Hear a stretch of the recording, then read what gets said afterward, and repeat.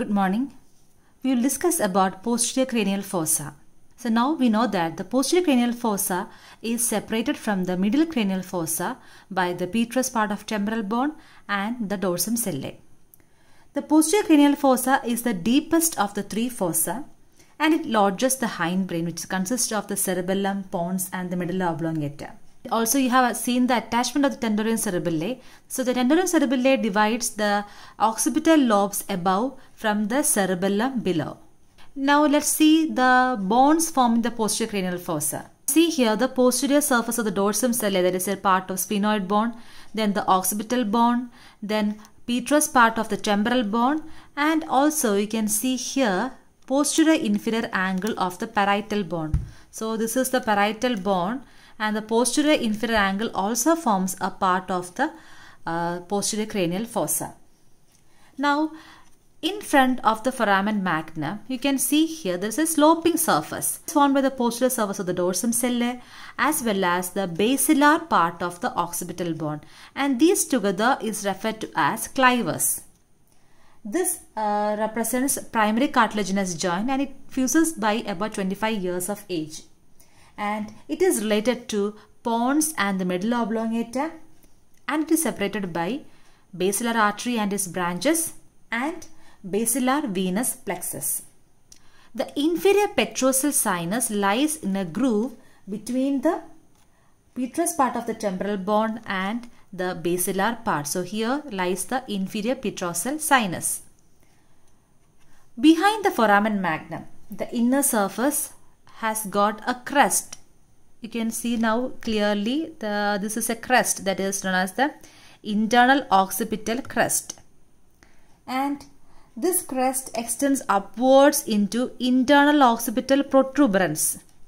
So this is internal occipital crest and it extends upwards into internal occipital protuberance.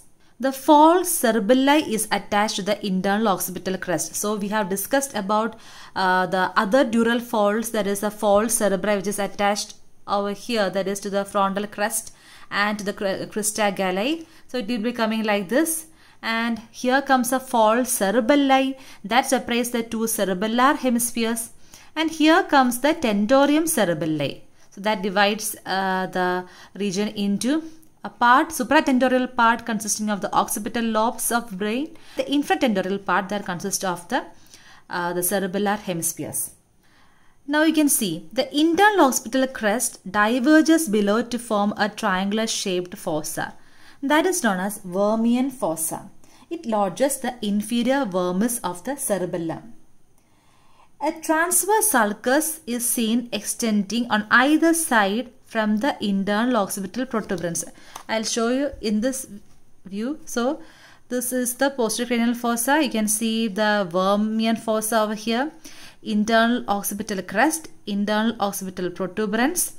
These are the two transverse sulcus. The transverse sulcus on either side lodges the transverse sinus, and the lips of the sulci give attachment to the tentorium cerebelli. When you are tracing this transverse sulcus laterally, each of the transverse sulcus extend laterally as a sigmoid sulcus. You can see here it extends as a sigmoid sulcus. This is the sigmoid sulcus that lodges the sigmoid sinus. And this sigmoid sinus leaves the skull through the posterior compartment of the jugular foramen as the internal jugular vein. So I'll show you. This is the jugular foramen. So when you are looking from this aspect, you can see this is the transverse sulcus. It is extended laterally as a sigmoid sulcus and ending into the jugular foramen. So sigmoid sinus ends as the internal jugular vein. Now the internal occipital protuberance.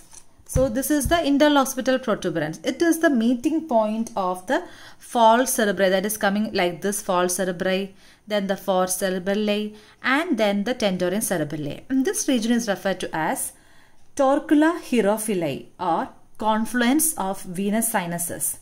So where the superior sagittal sinus is continuous with the right transverse sinus, then the straight sinus is continuous with the left transverse sinus. So this region, the meeting point of these four sinuses, is referred to as the confluence of the venous sinuses. Now we'll see the foramens. So you can see the major foramen that you can visualize is the foramen magnum. So the foramen magnum is divided by alar ligaments into a small anterior and a large posterior compartment.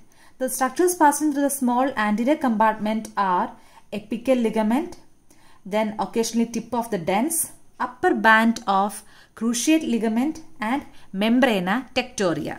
Whereas the structures passing through the posterior compartment are lower end of the medulla oblongata and its meninges, fourth part of vertebral arteries surrounded by sympathetic plexus of nerves, spinal roots of accessory nerves, anterior and posterior spinal arteries, and occasionally tonsil of the cerebellum, which is projecting on each side of the brainstem. Now we'll see the other foramens beneath the petrous part of temporal bone, or the posterior surface of the petrous part. You can see the internal aquastic meatus that transmits the facial and the vestibular cochlear nerves and also labyrinthine artery. Now just posterior to that, you can see a fossa that is known as subarcuate fossa. So we have seen the middle cranial fossa. This is the arcuate eminence. So just beneath that is a subarcuate fossa, and that lodges a process of dura mater. The next foramen you can see is jugular foramen. So this is the internal aquastic meatus. This is the jugular foramen. The jugular foramen also transmits some important structures. The anterior part of the jugular foramen transmits inferior petrosal sinus, which is a first tributary of the internal jugular vein. Then the second part, or that is the intermediate part, transmits the dorsopharyngeal, vagus and accessory nerves, that is 9, 10 and 11 cranial nerves.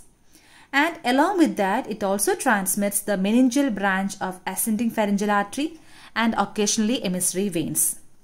And the posterior part transmits the internal jugular vein. So internal jugular vein is a continuation of the sigmoid sinus that is lodged in the sigmoid sulcus that we have seen. So these are the contents that are passing through the anterior part, intermediate part and the posterior part of the jugular foramen. Another foramen you can see is the lateral aspect of the foramen magnum. You can visualize here. This is known as the hypoglossal canal. So this is internal aquastic meatus, jugular foramen, hypoglossal canals. Internal aquastic meatus transmits 7 and 8 cranial nerves. This one, the cranial nerves are 9, 10, 11. Hypoglossal canal, as the name suggests, it transmits the hypoglossal nerve, that is the 12th cranial nerve. So you can say the posterior surface of the petrous part of temporal bone is accompanied by mainly 3 venous sinuses. That is, the superior border is accompanied by superior petrosal sinus. Then the posterior border is accompanied by the sigmoid sinus, and the anterior inferior border is accompanied by inferior petrosal sinus.